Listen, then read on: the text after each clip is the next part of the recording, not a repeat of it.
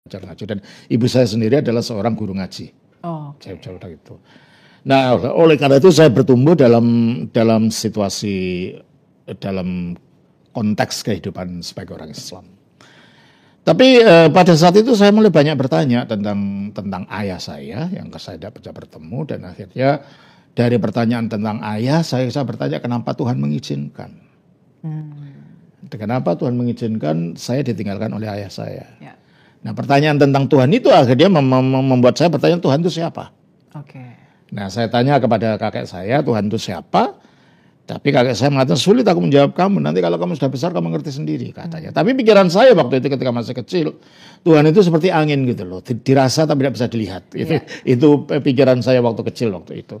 Nah, akhirnya untuk menyingkat cerita, ketika saya SMA, saya bertemu dengan suami mantan guru saya waktu SD, yang beliau ini tadinya orang Islam.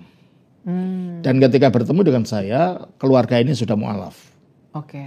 Nah, saya diundang ke rumahnya. Nah, waktu itu saya belum tahu kalau dia Kristen. Oke. Dan waktu itu kakek saya itu untuk menjauhkan saya, melindungi saya supaya tidak dipengaruhi oleh orang Kristen. Meskipun di kampung saya tidak ada orang Kristen. Oke. Kampung saya 100% kampung Islam. Jadi tidak ada orang Kristen. Saya diberi tahu oleh kakek saya untuk tidak mau menerima makanan atau minuman yang diberikan orang Kristen. Yang menurut kakek saya, katanya orang Kristen itu kalau pergi ke gereja akan diberi pendetanya air, semacam air sihir lah gitu loh. Yang airnya itu nanti dipercik-percikkan di makanan atau apa, sehingga orang yang bukan Kristen kalau makan itu akan terpengaruh oleh mantra yang ada di dalam air itu. Nah, itu pikiran itu yang diajarkan kakek saya. Tentu saja itu bukan ajaran Islam, hanya cara kakek saya untuk membuat saya tidak terpengaruh. Tidak terpengaruh. Nah, saya diundanglah ke rumah guru saya ini, dan di situ terjadilah dialog. Pada saat SMA itu ya? Ya, SMA itu saya dialog dengan guru saya ini. Dia menceritakan tentang Kristus, tentang Isa Al-Masih. Nah, apa yang guru SMA Romo waktu itu ceritakan tentang Kristus yang pada akhirnya membuat Romo menjadi seorang Kristen?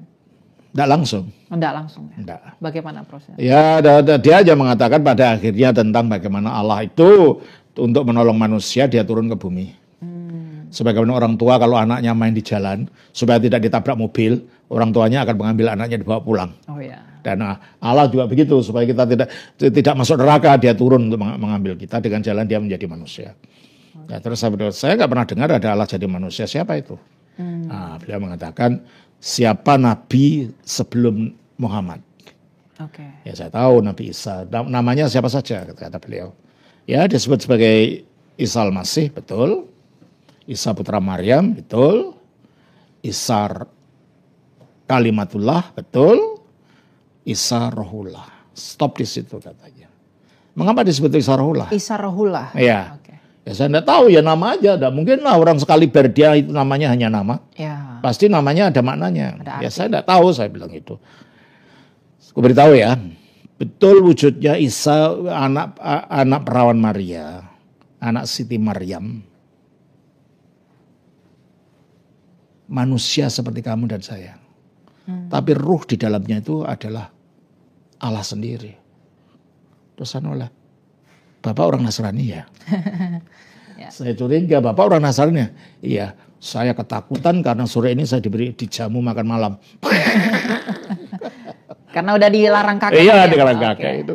Saya langsung pulang meminta izin. Saya takut, saya bilang pulang. Sudah sore sampai di rumah. Kek, kenapa? Aku tadi ketemu orang kafir. Apa maksudmu? Kakek tahu Pak guru yang itu, saya sebutkan namanya. Ya. Yang tinggal di situ. Iya, kenapa? Dia ternyata murtad loh kayak.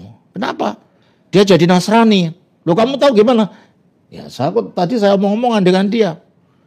Kamu sudah makan apa di sana tadi? Langsung ditanya itu. Iya, saya makan sore Pak, kayak diberi makan malam bersama. Aduh, kamu. Rupanya kayak saya juga percaya, Pak. Dongengnya yang diceritakan saya itu dia sendiri percaya rupanya. Wah, malam ini juga kamu harus minta ampun dan minta perlindungan dari Allah supaya itu air sihir itu tidak menguasai kamu.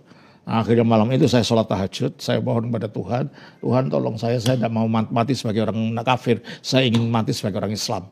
Ya, tapi waktu itu saya doa, saya tidak merasa apa-apa.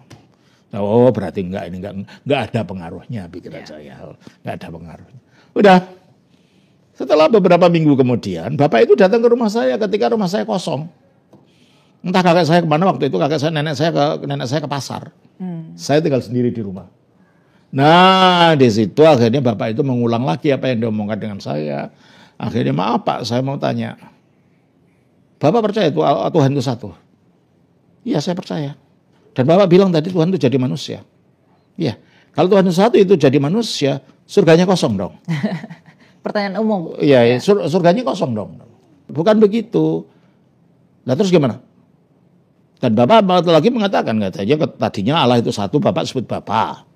Nah, sekarang turun ke bumi disebut anak. Gimana seorang bapak berubah identitasnya hanya berubah tempat. Di sana jadi bapak, sudah di sini jadi anak. Gimana mungkin itu? Nah, terus dia mengatakan, ya kami percaya bahwa Allah itu satu tapi punya 3 pribadi. Apa itu? Oh, kami menyebut sebagai Bapa, Anak, Roh Kudus. Gimana itu satu, Pak? Bapa itu satu, anak itu satu lagi. Roh Kudus satu lagi. 1 tambah 1 tambah 1 bukan 1, Pak, itu 3. 3 ya. Oke. Saya jelaskan. Berapa orang kamu kenal yang namanya seperti saya? Ya saya kenal Bapak saja. Cuma 1. Sebenarnya saya 3. Loh gimana? Saya ini seorang bapak. Betul? Bagi anak-anak saya. Saya seorang anak bagi orang tua saya. Betul? Saya seorang suami bagi istri saya. Jadi meskipun saya satu, saya ini bapak, anak, dan suami. Tentu saja ini ajaran bidat, kita tidak percaya. Itu namanya ajaran bidat sabelianisme. Modalisme ya. Modalisme itu yang kita tidak percaya dalam ajaran tradisional kekristenan. Saya mikir, pertama saya percaya, tapi lama-lama saya mikir, loh Pak, nanti Bapak kalau pulang, ketemu saudara aja, Bapak tambah 1 loh. Jadi abang atau jadi adik. Jadi sudah bukan 3 lagi. Nanti Bapak ketemu temannya, jadi teman, jadi 5. Nanti ketemu siapa, jadi Bapak bisa 1000 loh Pak. Tergantung pada hubungannya dengan siapa. Pak, itu tidak masuk akal Pak. Kalau gitu saya undang Bapak kembali ke Islam aja. Kalau Islam mas 1 ya 1. Enggak 1 sama dengan 3 sama dengan 1. Ini Bapak adalah anak adalah Bapak, gimana itu? Dia ada seorang manusia tapi juga seorang laki, gimana itu? Dia tidak bisa jawab. Bapak ini meskipun majelis gereja, dia tidak bisa jawab. Terus, Pak, saya kira lebih baik Bapak kembali kepada agama Islam. Jadi justru benar. Romo yang ngajak jadi. Iya, saya jadi ya. Oke. Jadi betul kata kakek saya bahwa ajaran Kristen itu sudah rusak. Makanya Nabi Muhammad dikirim untuk meluruskan ajaran Kristen. Itu akhirnya beliau pulang dan kakek saya datang. Saya beritahu Bapak ini datang tadi gini. Wah, gitu itu cucunya kakek. Pertahankan itu imanmu, kamu bisa mengalahkan gurumu, katanya begitu. Sudah, saya tidak pernah berpikir apa-apa lagi tentang itu. Beberapa bulan kemudian terjadi sesuatu yang akhirnya mengubah seluruh kehidupan saya. Boleh diceritakan apa itu Romo? Saya sedang sholat malam waktu itu. Oke, sholat malam, Islam ya? Iya, Isya, sholat Isya. Di zaman itu, di kampung saya itu belum ada listrik. Oke. Lampunya lampu Petromax, sama lampu dari minyak itu. Minyak ya? Iya. Lampu minyak. Ya, jadi kalau ke kamar ya temaram gitu lampunya ya, lampu itu. Jadi kalau saya habis sholat, saya baca Al-Quran, saya tarik itu lampunya itu. Nah waktu itu ketika saya selesai sholat, saya sedang baca Al-Quran. Lampu saya yang ruang saya yang temaram tiba-tiba jadi terang benderang. Lampu yang remang-remang tadi jadi terang gitu ya? Ya, ruang itu jadi terang benderang, bukan lampunya. Oke. Saya menoleh, ini apa ini? Nggak tahu di depan saya itu ada sesosok terang tapi dalam siluetnya manusia. Oke. Siluet itu seperti bayangan ya? Iya, bayangan itu. Rambutnya panjang. wajahnya kelihatan bersinar wajahnya itu. Dan terus saya jadi lemas. Badan saya seperti tidak bisa bergerak, tidak bisa berbicara. Saya merasa orang itu berbicara, bukan dengar. Jadi suaranya nggak dengar saya, dengar di telinga saya, tapi saya rasa di hati saya. Dalam hati ya? Dalam hati dia mengatakan, kalau engkau ingin diselamatkan, ikut aku, katanya. Kalau kamu mau diselamatkan, ikut aku. Kata bayangan itu bayangin. Ya? Entah bayangan, entah apa itu waktu itu. Nah, saya tanya, Anda siapa? Akulah yang selama ini kau cari, katanya. Akulah yang selama ini engkau cari, katanya. Saya bingung saya cari siapa? Saya ingat bahwa saya cari Allah. Ya, itu hari pertama. Hari kedua, hal yang sama terjadi lagi. Dia nampak lagi. Dan dia berbicara ke dalam hati saya lagi. Siluet tadi ya? Iya, siluet tadi. Apa yang dia sampaikan, Romo? Saya tanya, kalau kamu ingin diselamatkan, ikut aku. Anda siapa? Saya kaget dia menyebutkan akulah Yesus Kristus. Waduh. Dia berkata akulah. Akulah Yesus Kristus. Itu dalam bahasa apa, Romo? Bahasa Jawa. Bahasa Jawa. Karena lingkungan saya kan lingkungan Jawa. Dia terasanya seperti bahasa Jawa. Entah bahasa apa, tapi terasanya di hati saya seperti bahasa Jawa. Bahasa Jawa ya. Iya. Nah, akhirnya malam yang ketiga, terus saya tanya, bagaimana dengan Nabi Muhammad? Ketiga kali saya melihat itu, penglihatan itu. Jadi selama hidup hanya itu aja, nggak pernah lagi. Hanya ketiga. Bagaimana dengan Nabi Muhammad? Kamu tidak ada hubungan dengan dia. Siluet itu ngomong begitu? Kalau kamu ingin selamat, ikut aku. Dah. Nah, akhirnya saya ketakutan waktu itu. Kakek saya tidur di sebelah kamar sebelah. Saya lari ke kamar kakek saya, aku mau tidur sama kakek. Kenapa? Aku mimpi, aku bilangnya gitu. Karena nggak bisa menerangkan ketakutan kan. Nah, saya tidur akhirnya dengan kakek. Ada apa kok sore-sore sudah mimpi? Nggak tahu kayak lu. Kenapa ini badanmu jadi keringat begini ya? Karena saya ketakutan waktu itu.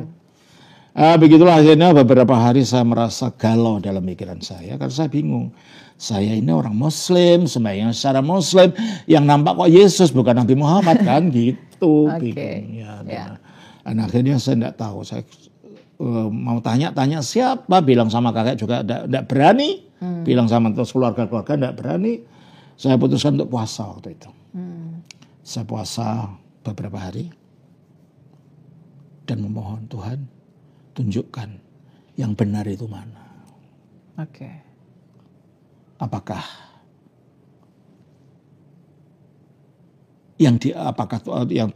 Tuhan yang benar itu yang mana? Apakah yang diajarkan oleh Islam atau yang dipercaya orang Kristen?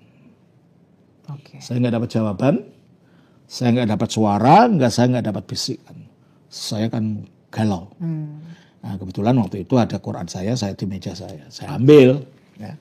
Saya ambil Quran, saya buka secara random. Ini Qurannya, Romo? Ini Quran. Saya buka secara random dan waktu itu jatuh mata saya ke Quran pasal 365 ayat 45 yang bunyinya begini. Itu surah apa itu, Romo? Surah Al-Imran. Al-Imran ya. Bunyinya begini. Idz qalatil malaikat, ingatlah ketika malaikat berkata, ya Maryam, hai Maryam, innallaha yubassiruk, sesungguhnya Allah memberikan kau berita gembira, bi kalimat minhu asmuhu al-masih Isa ibnu Maryam, dengan kalimat yang berasal dari dia, namanya al-masih Isa anak Maryam. Wajihah fi dunya wal akhirah, dia itu besar, dia itu agung di dunia dan akhirat. Wa minal muqarrabin, dan dia termasuk orang-orang yang dekat dengan Allah. Ya saya sering baca ini karena saya ngaji setiap sore. Dan sama sekarang Romo juga bisa bahasa Arab ya? Ya gitulah. Ya enggak semahir itulah ya. Saya Islamnya kan hanya sampai SMA ya, nggak pernah ke pesantren ya. Sejauh yang saya diajar oleh kakek saya gitu ya. Saya berpikir begini, loh kok Isa disebut kalimat itu apa sih?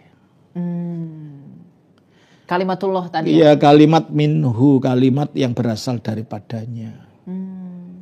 Kalimat itu kan ucapan yang keluar dari mulut saya. Ya. Dan dari mana kalimat itu berasal? Dari pikiran saya. Dari diri saya. Gitu. Dari diri saya. Nah, kalau kalimatku itu satu dengan aku, berarti kalau kalimatnya Allah ya satu dengan Allah dong. Betul. Jadi kalau al-masih ini kalimat minhu berasal dari Allah, berarti Allah bukan dua dong. Ya. Kalimatnya ada di dalamnya dia.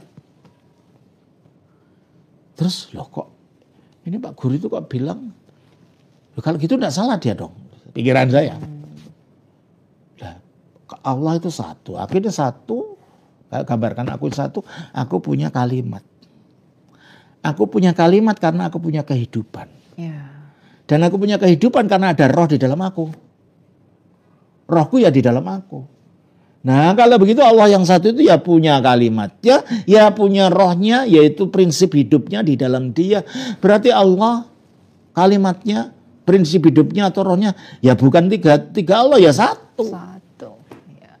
Nah kalau begitu orang Kristen sudah menyembah tiga Tuhan dong. Satu Tuhan dong. Tersadarkan dari itu ya? Dari itu, dari ayat ini. Oke.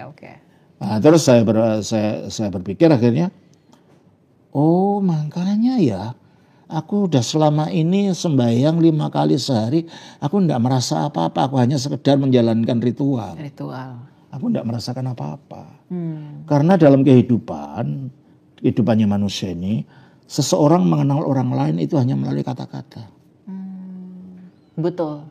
Orang itu akan mengaku mengenal orang itu kalau orang itu ngomong kepada saya. Seperti kita ya Romo ya. Iya. Saling mengenal kalau dan kita aku ngomong pada orang itu berarti ada pertukaran kata antara orang dan saya. Ya. Nah, aku selama ini hanya mengikuti aturan. Dan aku tidak mempunyai koneksi dalam pengertian pertukaran kata. Dan menurut Al-Quran ini, kata-katanya Allah atau kalimatnya Allah itu adalah Isa Al-Masih. Supaya berarti kalau gitu supaya aku dapat mengenal dia secara sungguh-sungguh. Berarti kata aku juga harus percaya pada kalimatnya. Oh ya.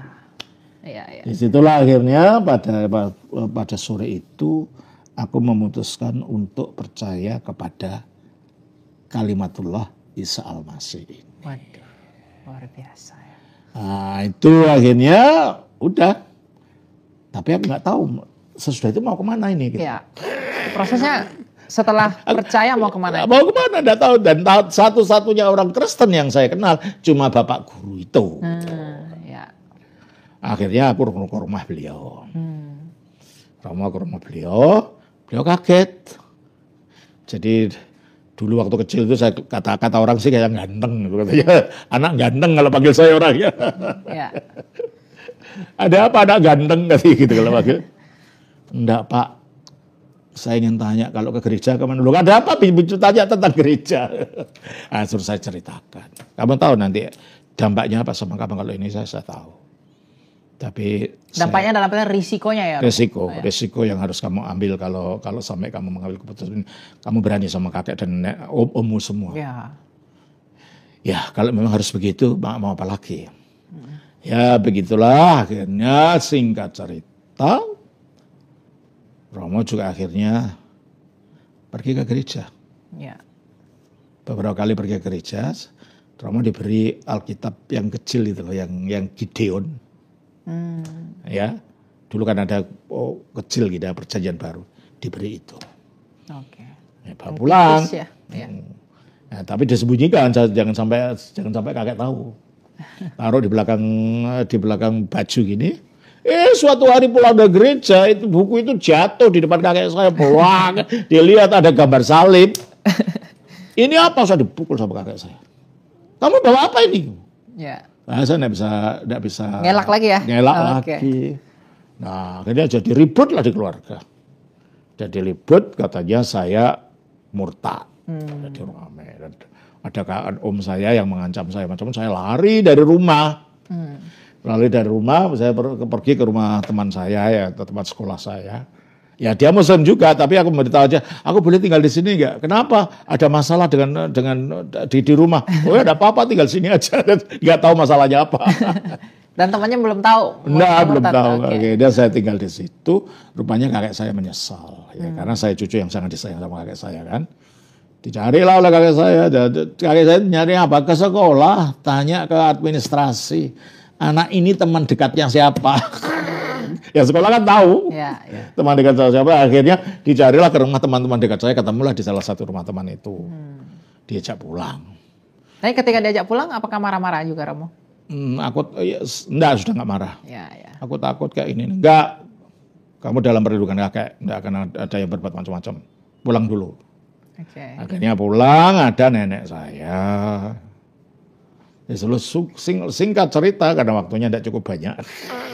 Akhirnya kami ada dialog ini dan itu yang akhirnya kakek diyakinkan bahwa keselamatan memang hanya ada di dalam Yesus Kristus. Sehingga kakek saya akhirnya juga ikut percaya. Puji Tuhan. Berarti selain Romo yang jadi percaya, ternyata kakeknya juga jadi ikut percaya. Kakek nenek saya. Waduh, dua-duanya ya? Dan akhirnya adik saya juga. Wah. Jadi satu orang diselamatkan, juga percaya. Satu orang diselamatkan, semua juga ikut ya. Waduh, nah, waktu itu ya akhirnya nggak mudah ya dari kampung yang 100% Islam. Ya. Nah, kita menjadi Kristen. Akhirnya saya meninggalkan kampung saya di Jawa Timur.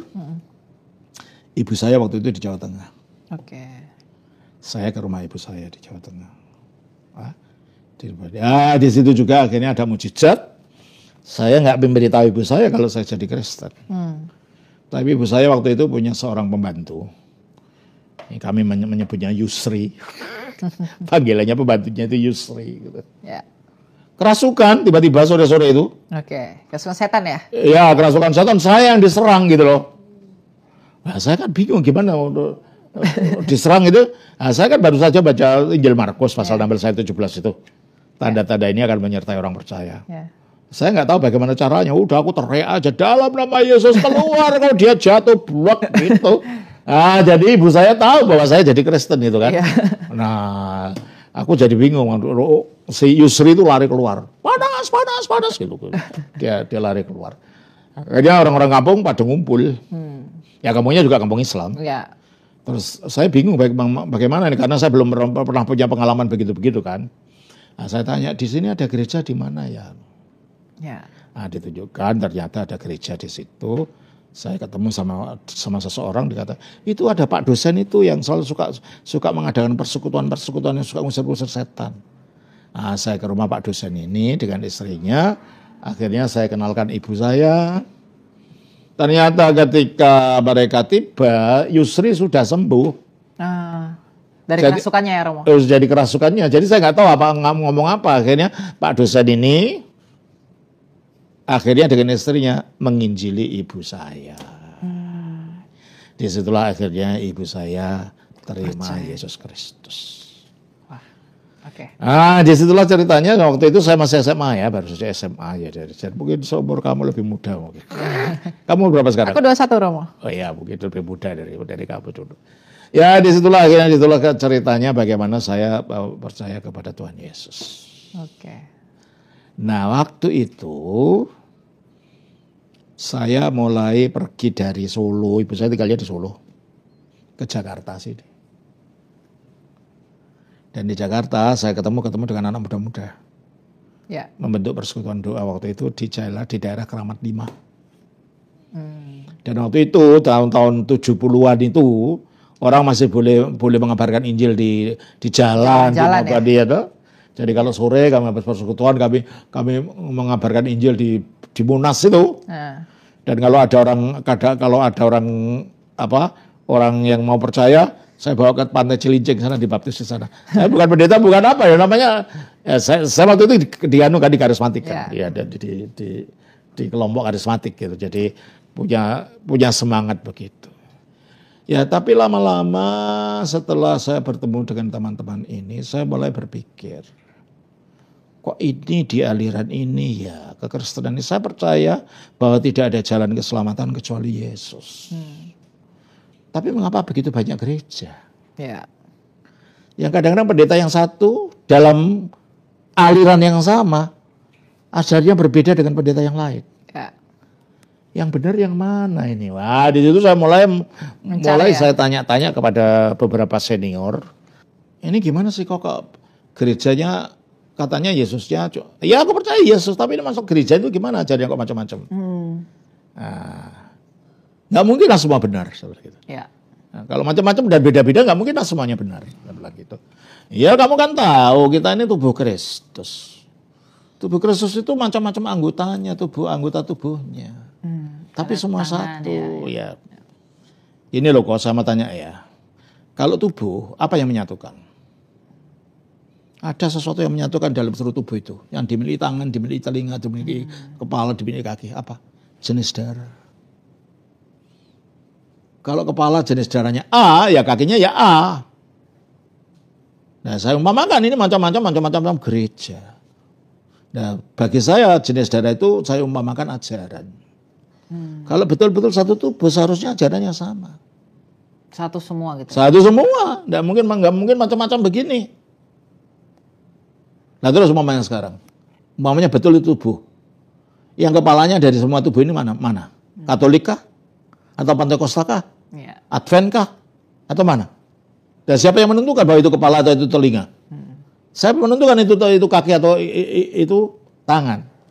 Tidak bisa jawab mereka. Nah menurut kamu gimana? Ya mau saja ya saya ngomong. Kalau bagi saya ini bukan satu tubuh. Ini kumpulan tulang-tulang yang berseraan di keranjang yang sudah rusak. Dimarah-marahin. Kamu anak kecil enggak itu serang gitu sih. Nah, tapi itu waktu dalam persekutuan yang muda itu ya, Rob? Iya, masih waktu muda itu. Saya tanya yang senior-senior yang sudah jadi penginjil dan lain-lain itu. Ya, tapi saya tidak puas dengan jawaban itu. Sampai akhirnya keputusan Tuhan, aku percaya jalan satu-satunya adalah Yesus Kristus. Betul. Tapi gerejanya itu yang mana? Mulai lagi setelah jadi Kristen, baru lagi ya? Gereja itu yang mana? Aku nggak percaya bahwa aku tak pandang gereja mana. Ya dipandang lah. Kalau ajarnya beda-beda, kok nggak dipandang gimana? Ya. Saya bilang gitu ya. Terus aku memutuskan waktu itu tinggal di rumahnya teman. Ya, di Jakarta ya? Di Jakarta ini. Saya memutuskan untuk berpuasa, berdoa. Teman gue itu kebetulan punya rumah kecil yang dipakai untuk gerejanya sendiri di rumah itu. Jadi aku berdoa di situ. Dan ya karena saya belum sekolah teologi kan, gitu kan masih anak muda ya. Saya tahunya sejarah gereja itu dari Kisah Rasul. Kisah Rasul yang ada di Alkitab? Ya, di Alkitab. Saya baca Kisah Rasul pasal 1, saya tidak menemukan jawabannya. Kisah Rasul 2, menemukan jawabannya. Jawabannya di Kisah Rasul 3 ayat 1. Oke. Pada suatu hari, coba bacakan. Kisah Rasul 3 ayat 1. Ayat 1. Pada suatu hari menjelang waktu sembahyang. Menjelang waktu sembahyang. Berarti sembahyang pada zaman purba itu ada waktunya. Kok saya tidak pernah dengar? Kalau sekarang terserah saya waktunya apa. Alkitab mengatakan menjelang waktu sembahyang. Terus kan? Ya itu jam 3 sore. Jam 3 sore itu kan sebanding dengan sembahyang asar dalam Islam. Yang 5 waktu di Iya. Kok aku tidak pernah dengar bahwa ada ajaran gini.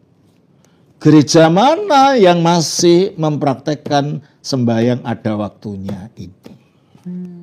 Dari membaca ini baru kemudian bertanya ya? Bertanya mulai, gereja mana yang masih mempraktekkan ini? Apalagi saya baca dalam Perjanjian Lama pun Yesus sendiri sembahyangnya pakai sujud. Ya kan? Coba kita baca dalam Nehemia 8 ayat 16. Nehemia pasal 8 ayatnya yang ke 16.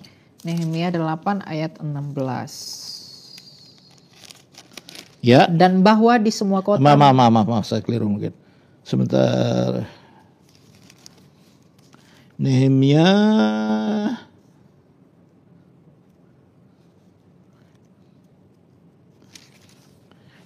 ayat pasal 8 ayatnya 6 sampai dengan 7. Ezra membuka kitab itu di depan mata seluruh umat karena ia berdiri lebih tinggi dari semua orang itu. Ketika ia membukanya, semua orang berdiri. Ezra memuji Tuhan Allah yang Maha Besar dan semua orang menyahut amin amin sambil amin. Amin. Gitu kan ini? ya. Terus Sambil mengangkat tangan, kemudian mereka berlutut berlutut dengan dan sujud menyembah Tuhan menyembah dengan Tuhan muka sampai ke tanah. sampai ke tanah. Ya. Dan Yesus pun melakukan yang sama waktu di Taman Getsemani. Ya. Sujud sampai dengan muka sampai ke tanah. Saya kok nggak pernah tahu ke Alkitab mengajarkan begini. Mana gereja yang masih mengajarkan ini gitu waktu itu.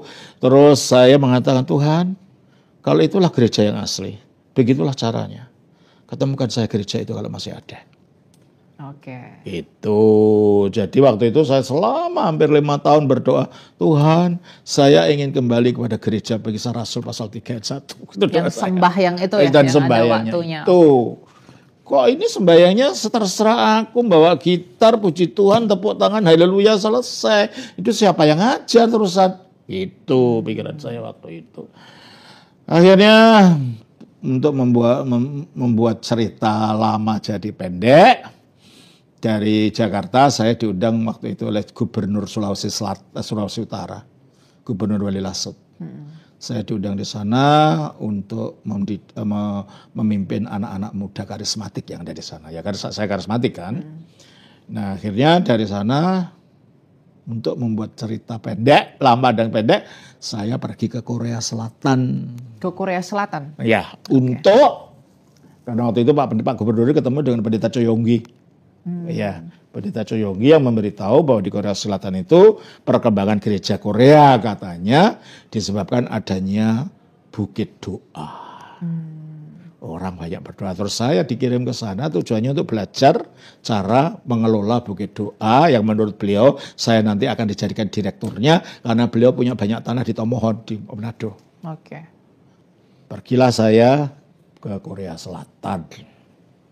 Tapi ternyata Pak Gubernur ini tidak lama jadi gubernur karena waktu itu ada clash dengan Mas Tommy.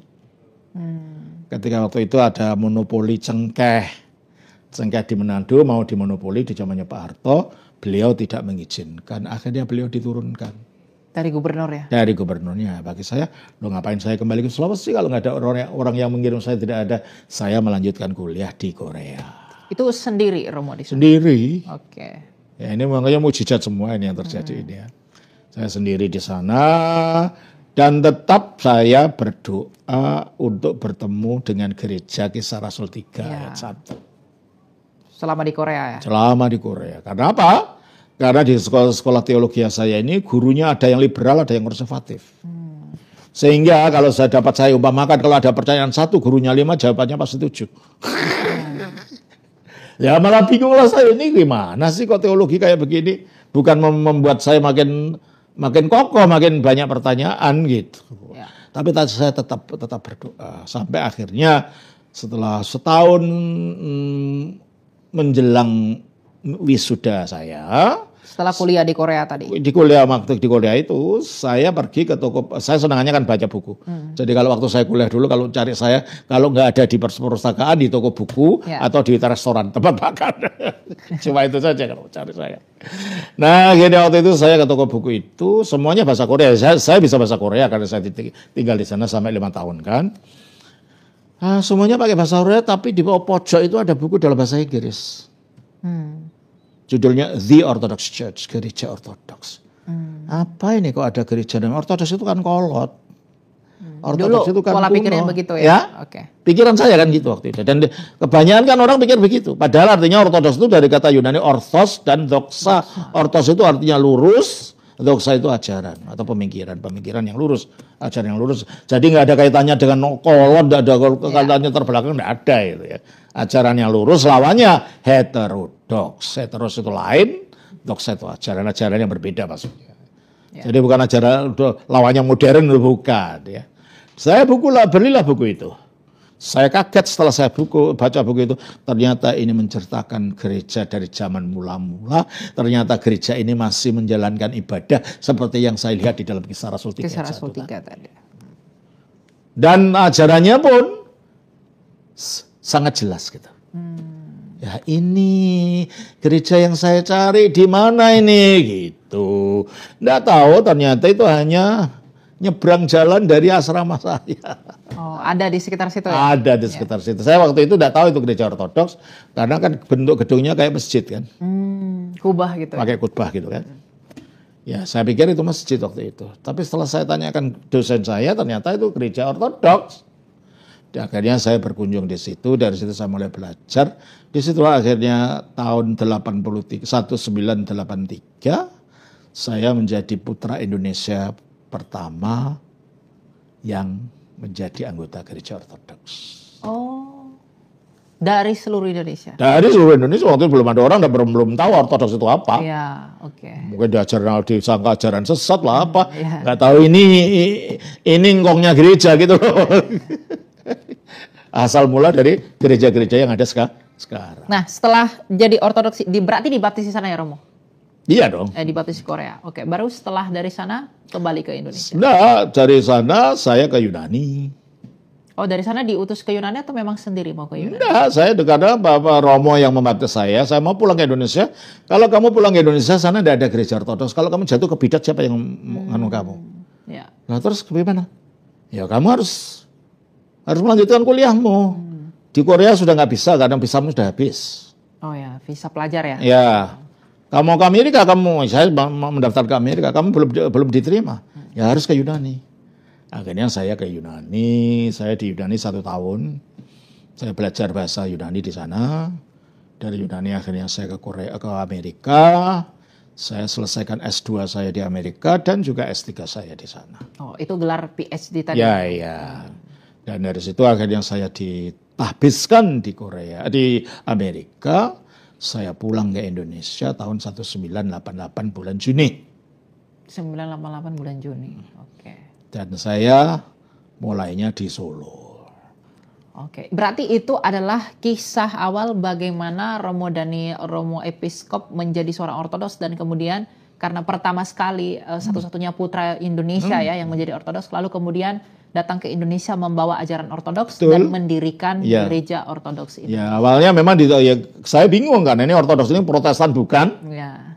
Kan Katolik jelas. juga bukan ya. Katolik juga bukan gitu. Jadi mau berlindung di mana gitu kan. Ya.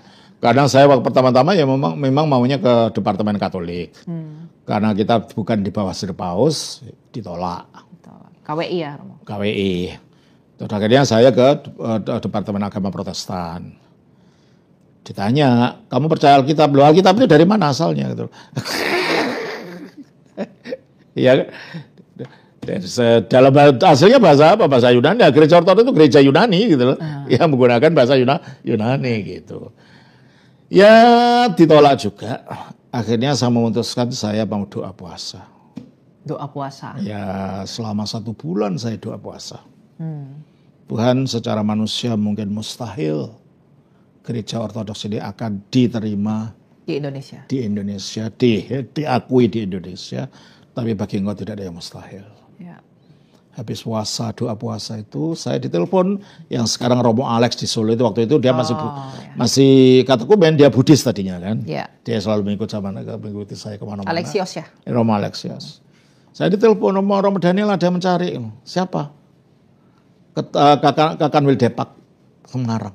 Saya kaget. Loh, ada apa? Pulanglah. Saya pulang, ternyata beliaunya memang menginginkan untuk saya bergabung di Departemen Agama yang waktu itu Protestan. Jadi untuk sementara gereja ortodoks diletakkan di bawah naungan Departemen Agama Protestan. Sambil menunggu nanti kalau umatnya sudah banyak, kita bisa membuat aras sendiri. Nah, kalau sekarang apakah udah punya aras sendiri gereja? Kalau aras ya, tetapi kalau Bimasnya belum. Oke. Karena umatnya belum berapa juta kan, harus berapa juta gitu. Belum sampai segitu. Oke. Gitu ya. Jadi secara hukum Indonesia kita di bawah Departemen Protestan. Tapi saya sudah memberitahu pada Departemen Protestan kami bukan Protestan. Ya, secara ajaran dan menyeluruh. Segala ajaran, secara ibadah dan macam-macam kami bukan Protestan, kami Ortodoks. Oke. Itu. Tapi tidak apa-apa, yang penting supaya tidak liar. Liar. Tetap dalam aturan hukum ya. Ya. Oke. Nah, Jadi satu-satunya gereja ortodoks yang sah di Departemen Agama hanya GOI yang saya dirikan. oh, Menyusul kemudian ada yang Rusia, ada yang apa, itu mereka tidak punya keabsahan di Departemen Agama. karena ortodoks yang pertama kali datang ke Indonesia yang dibawa. Ya saya bawa dan saya mendirikan, ya saya membentuk ini kan, itu membentuk sinode ini kan. Di Indonesia ya. Gitu. Oke. Nah sejauh ini bagaimana Romo perkembangan? Oh, berkembang terus, hampir setiap bulan ada baptisan baru dari macam-macam latar belakang agama. Oke. Macam-macam latar belakang apa. Dan kita sudah punya cabang di mana-mana ya. Di Papua, di Ambon, di Bali, di Timor, di Jawa Tengah, di Jawa Timur, di Sulawesi Utara, Sulawesi Tengah, di Makassar, di Sumatera, di mana-mana sekarang berkembang. Di Medan juga ada ya? Ada. Oke. Berarti perjalanan Romo, tadi kan kita berbicara di awal bagaimana Romo Daniel dari seorang Muslim menjadi Kristen, bahkan pada akhirnya menjadi seorang pendiri Gereja Ortodoks Indonesia. Itu perjalanan kompleks sekali. Betul. Tantangannya luar biasa. Difitnah, diomongin yang enggak. Iya, macam-macam gitu, diancam ya. Pasti ada ya? Oh iyalah, sampai sekarang. Tapi tantangan terbesar menjadi seorang Kristen dan menjadi seorang pendiri Gereja Ortodoks Indonesia itu apa, Romo? Tantangan yang paling besar yang mungkin bagi Romo sulit dan bahkan bergumul dengan Tuhan untuk bisa nggak ada yang lebih besar ya, semuanya berat.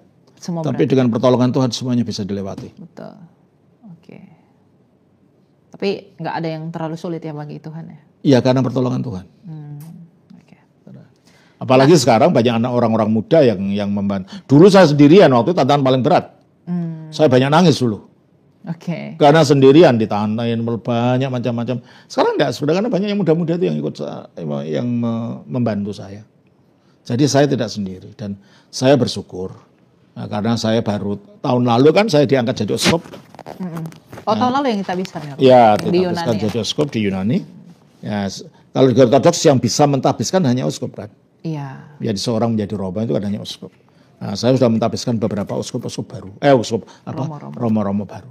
Dan saya harapkan ya nanti dengan bertambahnya umur makin banyak romo-romo baru ditabiskan sehingga ketika saya meninggalkan dunia nanti sudah ada yang melanjutkan estafet ini.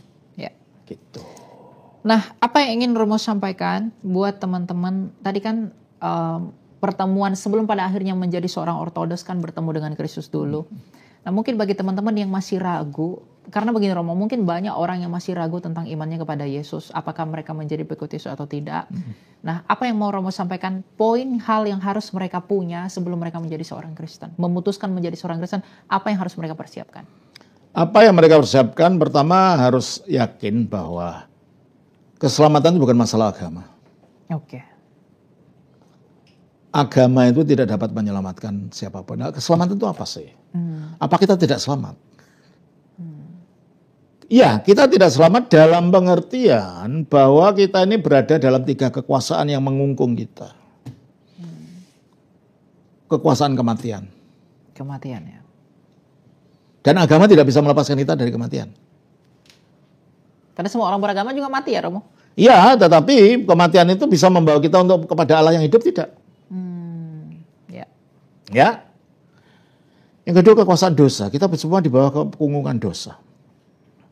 Agama hanya memberikan aturan-aturan untuk menghindari dosa, tapi agama tidak bisa melepaskan kita dari kuasa dosa. Ya kan? Yang ketiga adalah kuasa kegelapan, kuasa iblis. Agama tidak bisa melepaskan kita dari iblis. Jadi dosa, iblis, dan kematian ini yang menyebabkan kita tidak bisa menyatu dengan Allah kembali. Tidak bisa berdamai dengan Allah. Ya, kita ya. Makanya 3 hal ini harus disingkirkan. Yang bisa menyingkarkan dosa adalah dia yang pada dirinya tidak punya dosa. Oke. Kita baca dari 1 Yohanes 3 ayat 5. 1 Yohanes 3 ayat yang ke-5. Kamu tahu bahwa ia telah menyatakan dirinya supaya ia menghapus segala dosa dan di dalam dia tidak ada dosa. Di dalam dia tidak ada dosa. Dalam Yesus ya tidak ada dosa. Jadi selama kita ini manusia berdosa, siapapun namamu, kamu anggap sebagai seorang tokoh besar, kalau dia bisa mati dan tetap mati, tidak bisa bangkit lagi, dia bukan juru selamat. Karena dia masih tetap mati ya, Romo. Karena dia tetap mati. Ya. Yang kedua, kita berada di bawah kuasa pekungukan maut. Maut, kematian. Kematian. Ya. Yang dapat melepaskan kita dari kematian adalah Dia yang pada dirinya tidak bisa kematian. Tidak punya kematian. Tidak punya kematian. 1 Timotius 6 ayat 16. 1 Timotius 6 ayat yang ke-16. 1 Timotius 6 ayat 16, dialah satu-satunya yang tidak takluk kepada maut, bersemayam dalam terang yang tak terang. Dialah satu-satunya yang tidak takluk kepada maut. Dan itu bukan hanya konsep, harus dibuktikan. Itu kebangkitan. Bahwa dia mengalahkan maut itu melalui kebangkitannya. Ya. Di dalam Roma 6 ayat 9. Roma 6 ayat yang ke-9. Sebab kita tahu bahwa sesudah dibangkitkan dari antara orang mati, Kristus tidak mati lagi. Nah, maut tidak berkuasa lagi atas kalau dia. maut tidak bisa berkuasa lagi atas dia, berarti dia dapat melepaskan kita dari maut. Dari maut itu.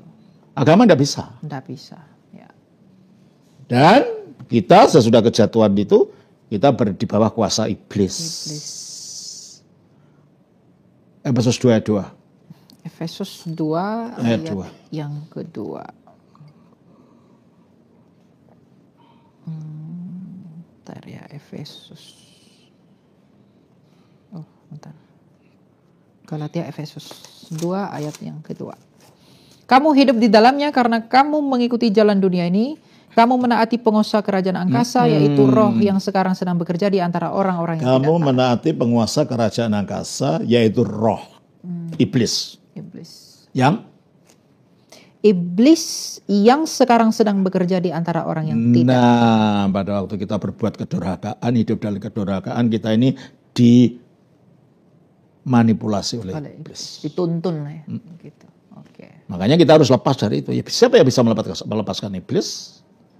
Adalah dia yang melaluinya iblis diciptakan. Sebagai malaikat tapi kemudian jatuh.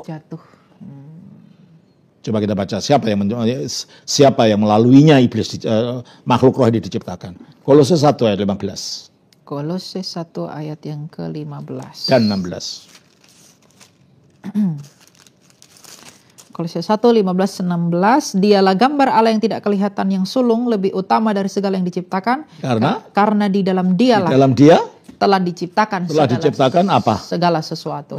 Yang ada di surga dan yang ada di bumi, yang kelihatan dan yang tidak kelihatan, baik singgasana maupun kerajaan, baik pemerintah maupun penguasa. Nah, singgasana, kerajaan, pemerintah itu adalah jenjang-jenjang makhluk roh di bawah Lucifer.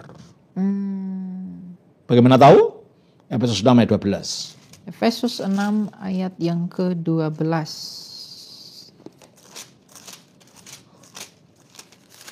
Efesus 6 ayat ke-12. Karena perjuangan kita bukanlah melawan darah dan daging, tetapi melawan pemerintah-pemerintah, melawan penguasa-penguasa, melawan kuasa-kuasa dunia yang gelap ini, melawan roh-roh jahat di langit.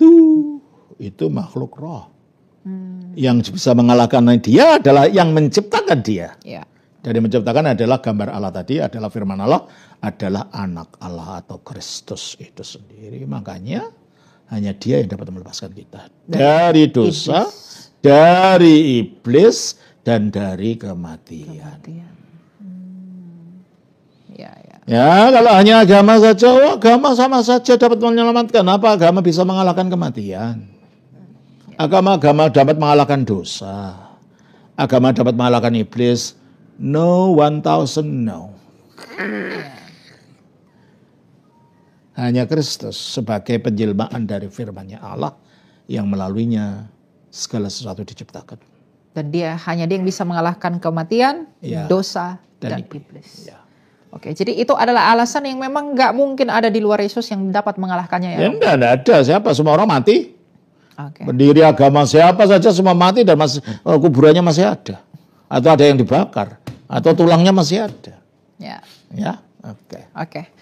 Jadi demikian teman-teman yang dapat kita sampaikan pada hari ini bersama dengan Romo Episkop Daniel Biantoro, seorang pendiri Gereja Ortodoks Indonesia. Dan alasan mengapa kita harus memilih Yesus Kristus sebagai Tuhan dan Juru Selamat kita adalah simpel. Karena hanya Dia yang bisa mengalahkan dosa, karena hanya Dia yang tidak berdosa, mengalahkan iblis, karena hanya dan melalui Dia, malaikat yang menjadi iblis itu diciptakan, dan juga hanya Dia yang dapat mengalahkan kematian melalui kebangkitannya yang tidak takluk pada kematian. Semoga hal ini dan kesaksian dari Romo Daniel Episkop Biantoro itu dapat membantu kita untuk iman kita semakin bertumbuh dan tidak ragu untuk memilih siapa Tuhan yang hidup dan Allah yang hidup, yang jawabannya dengan jelas telah kita ketahui hanya di dalam Yesus Kristus, Anak Allah yang hidup. Kita bertemu lagi dalam program berikutnya. Kami pamit undur diri. Jangan lupa untuk dukung program ini, subscribe dan juga bagikan agar semakin banyak yang mendengar kebenaran firman Tuhan. Terima kasih dan sampai jumpa. Terima kasih. Oke, thank you Romo. Terima kasih.